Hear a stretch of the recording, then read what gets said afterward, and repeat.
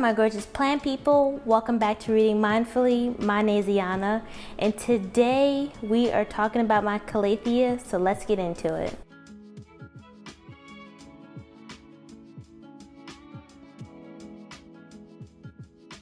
Hey guys, welcome back to the channel. So like I said, today we are talking about my Calathea or my prayer plants, because I do have more than just Calathea, but I also do have mainly Calathea. But I wanted to go ahead and make this video about my care for my prayer plants because I have had them for a while. I am getting the hang of their care, and I figured today would be the correct time to go ahead and talk about the care.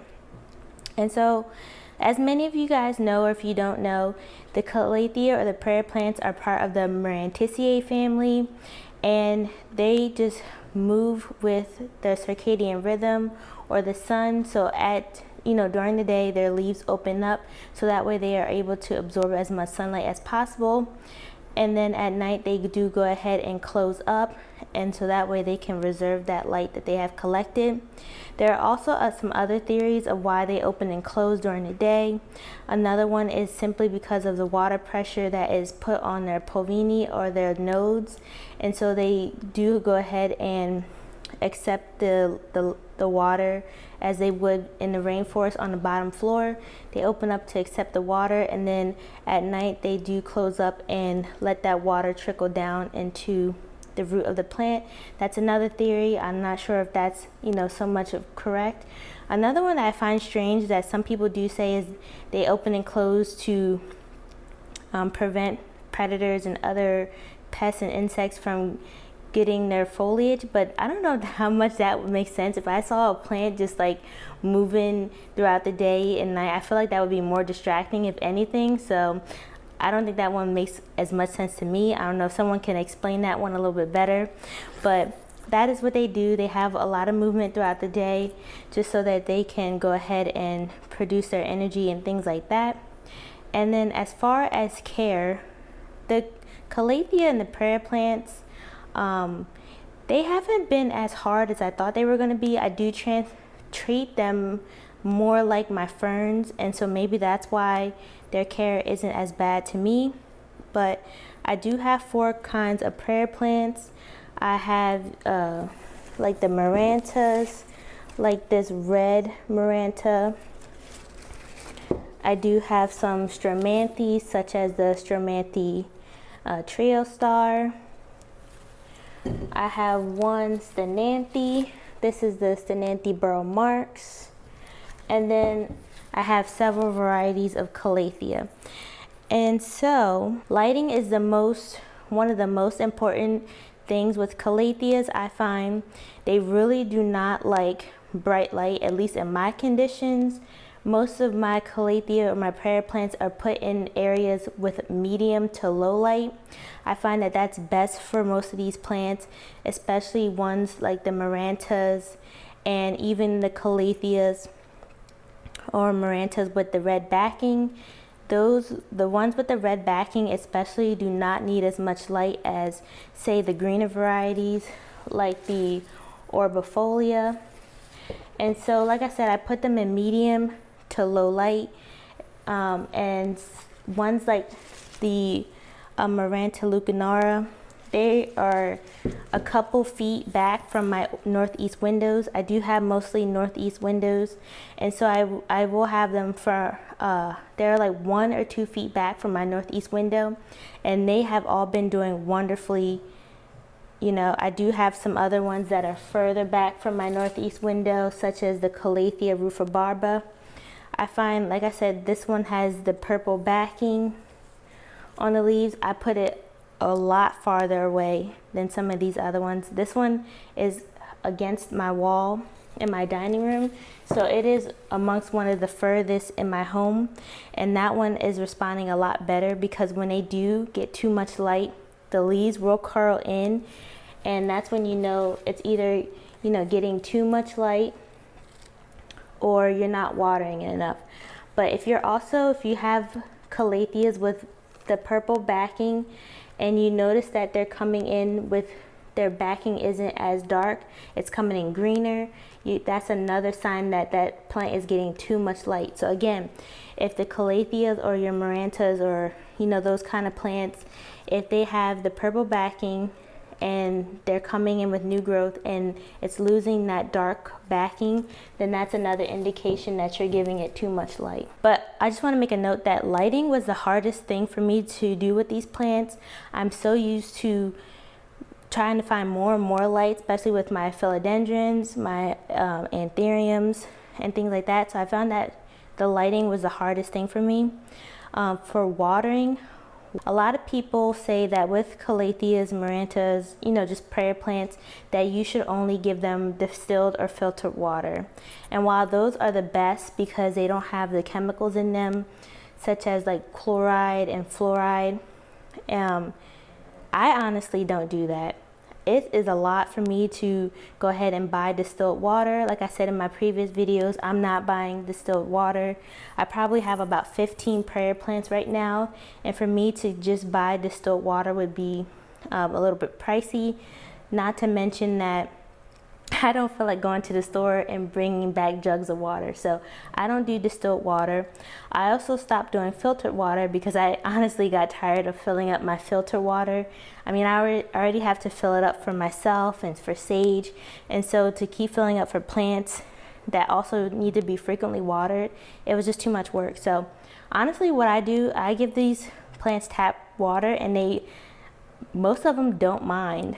I can show you a couple plants. Most of them don't have any browning on the leaves, and like I said, I give them distilled water. I give them tap water.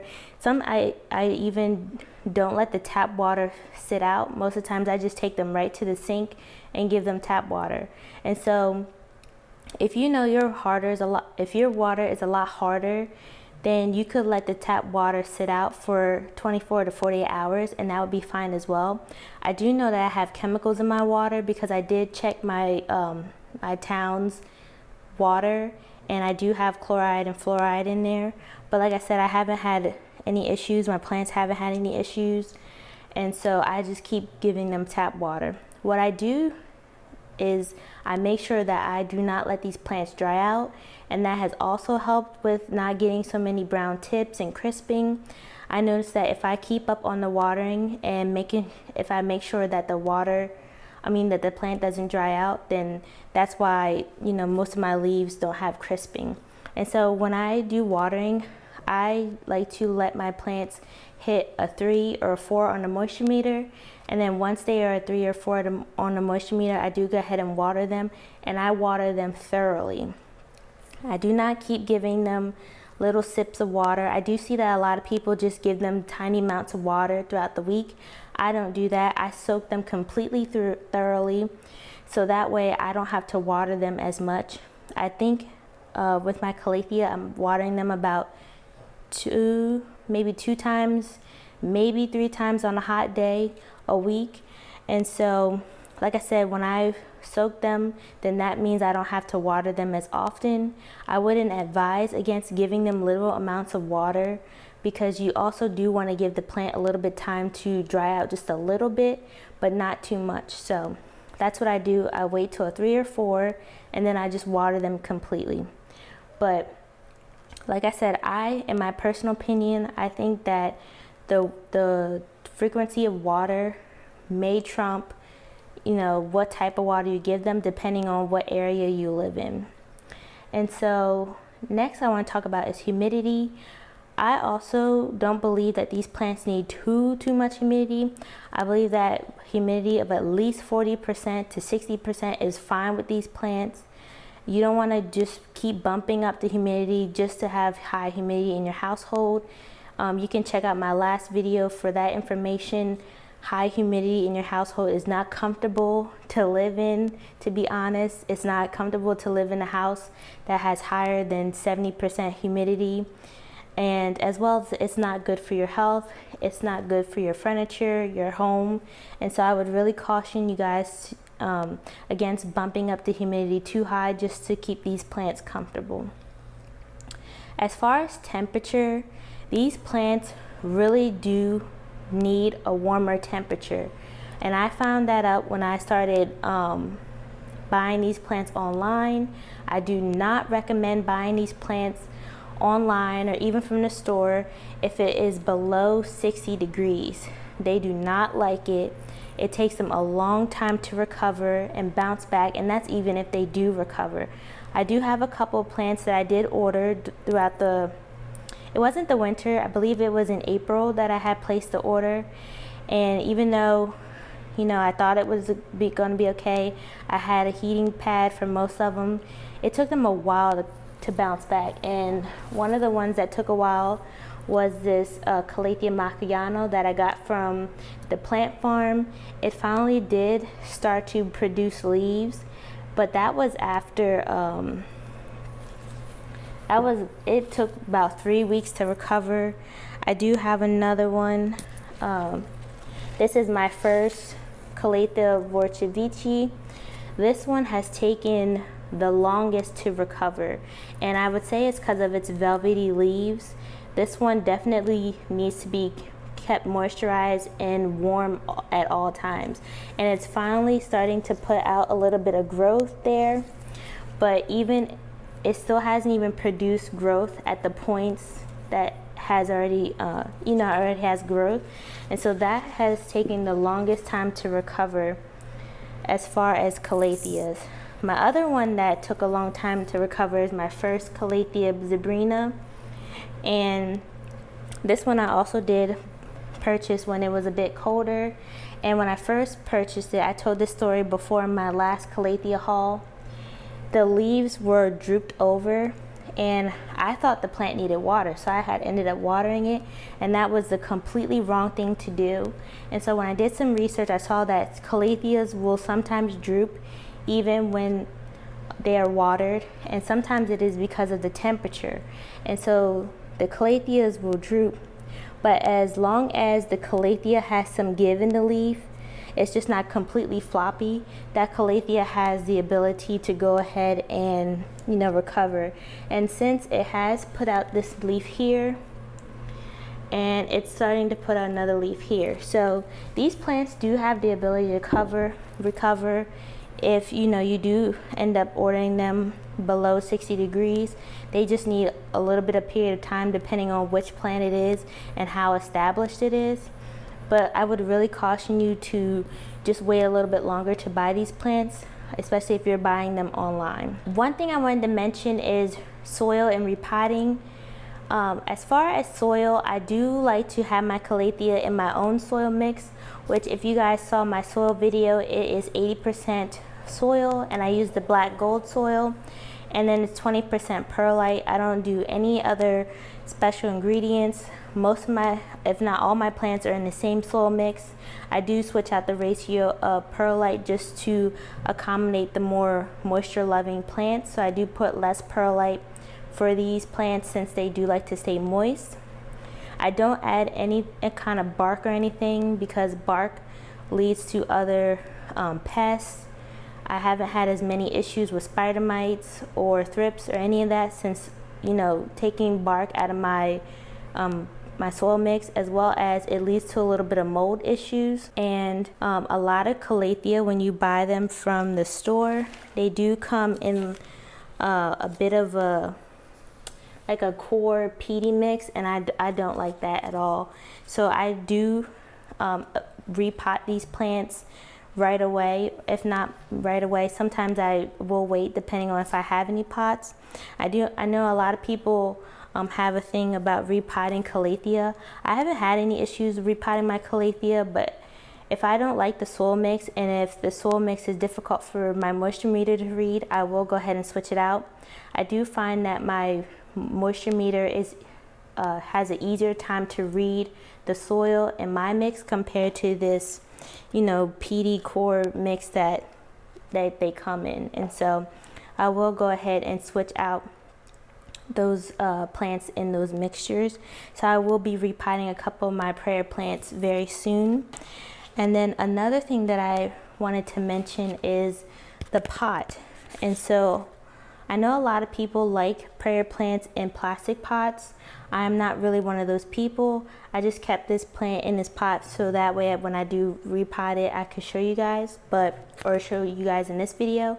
I do prefer my prayer plants to be in terracotta pots. I find that that's what works for me.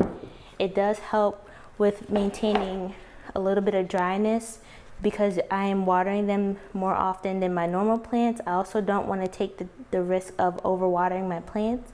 And I find that they don't dry out too much in terracotta. I mean, keeping my plants in terracotta just gives me peace of mind. And so that's what I do keep my plants in, is terracotta. Another thing that I wanted to touch on is misting. I do not mist my prayer plants at all. I'm not one of those people that, I don't really miss any of my plants just because of, I've had bacteria and fungal issues before on my plant leaves. So I do not mist any of my plants, especially my Calathea. Sometimes when you do mist your Calathea, you will get a little tiny speckles on the leaves.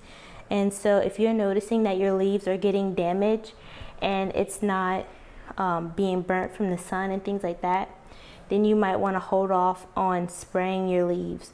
What you can do is just group your plants together for more humidity. You could run a humidifier, or you could spray the air around the plants. But I do not recommend spraying them directly. A lot of them do not like water sitting on them, especially the stromanthes, especially if they have, the white on the leaves. Those are the ones that you want to avoid getting water on the leaves because they will crisp up. As far as propagation, most of these plants can be propagated by separation. If you look into the plant, they have multiple stalks, so you can separate the stalks and plant them in a different pot. If you have a maranta, you can cut the plant at the elbow or at that what's considered their node, and they would be able to go ahead and be water propagated. Or I've seen even that some people do go ahead and pot them right into the soil, and then that way they can go ahead and you can make a new plant, or you can go ahead and make your pots fuller. And I can do a separate video on that as well. I'm not ready to propagate any of my prayer plants as of yet, but that would be something to do in the future because you guys know I do love full plants, but that's something for the future because I'm still trying to get initial growth out of them. And so, like I said, that's for the majority of prayer plants. I find that as long as you get the watering down and you try not to miss too many waterings, that the plants will do well for you. And they grow really well. As far as the growth pattern and the growth of Calatheas, these are one of the faster growing plants.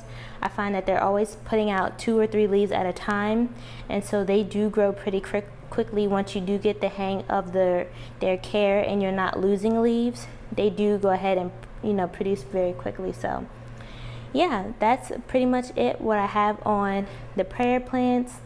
And if you guys have any questions or comments, or if you have any of the Calatheas I have, I can go ahead and make a collection video just so you guys can see them better. And then let me know if you guys have prayer plants as well. I'm just curious, as well as how you're taking care of them, what kind of water you use and things like that, because I do notice that we all take care of prayer plants differently. I tend to take the more simplified approach and what is more convenient for me, because I do have a lot of other plants, so I do make it more simple. And so, like I said, I just want to thank you guys so much for watching my videos, liking and subscribing, and I will see you in the next one. Bye.